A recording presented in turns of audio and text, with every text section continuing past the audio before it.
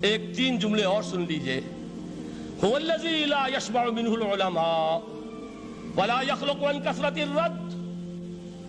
یہ قرآن وہ شے ہے جس سے اہل علم کبھی سیر نہ ہو سکیں گے. ولا تنقضي عجائبه، اس کے عجائب کبھی ختم نہیں ہوں گے. یہ ہیروں کی وہ کان نہیں ہے کہ جو کبھی خالی ہو جائے کہ سارے ہیرے نکل چکے اب مزید ہیرے نہیں ہیں. نہیں، علم اور حکمت کے ہیرے اور ہدایت اور حکمت کے موتی اس میں سے ابد الآباد تک نکلتے رہیں گے. ضرورت صرف کھودنے کی ہے. میں نے وہ لفظ استعمال کیا تھا. آج کا قرآن کھودنا ہوگا. آج کی ہدایت اس قرآن سے نکالنی ہوگی. قرآن جب نازل ہوا آن دی سرفیس بالکل ظاہر وہ تھی اس کی ہدایت جو اس دور کے لیے ضروری تھی. ہمیشہ کی ہدایت اس کے اندر رکھ دی گئی ہے، اس میں مضمر ہے، اس میں چھپی ہوئی ہے. اس کے لیے تدبر کی ضرورت ہے. کتاب انزلناہ الیک مبارک لیدبروا آیاتہ ولیتذکر اولو الالباب. لوگ تدبر کریں، اس کی گہرائیوں کے اندر غوطہ زنی کریں. لا تنقضی عجائبہ، اس کے عجائب کبھی ختم نہیں ہوں گے. ولا یشبع منہ العلماء، اہل علم کبھی اس سے سیر نہیں ہوں گے. آپ کو سخت بھوک لگی ہوتی ہے اور کھانا کھانے کے تھوڑی دیر کے بعد اب آپ کا ہاتھ رک جاتا ہے، سیر ہو گئے. بہترین کھانا ہے لیکن نہیں کھا سکتے. اگر عام حالات میں وہ آتا تو کبھی نہ چھوڑتے، لیکن اب وہ آپ کا میزبان کہہ رہا کچھ اور لیجئے، تناول فرمائیے ذرا یہ دے. بھائی نہیں، میں اب بھر چکا. یہ آپ کہتے ہیں کہ نہیں؟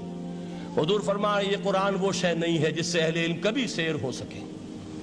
ان کی پیاس بڑھتی چلی جائے گی، ان کے اندر cost of knowledge, search for wisdom بڑھتی چلی جائے.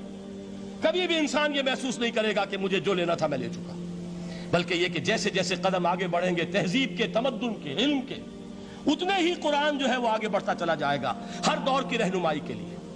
لا تنقضی عجائبہ ولا یخلق عن کثرت الرد، بار بار کے پڑھنے سے اس پر بوسیدگی طاری نہیں ہوگی.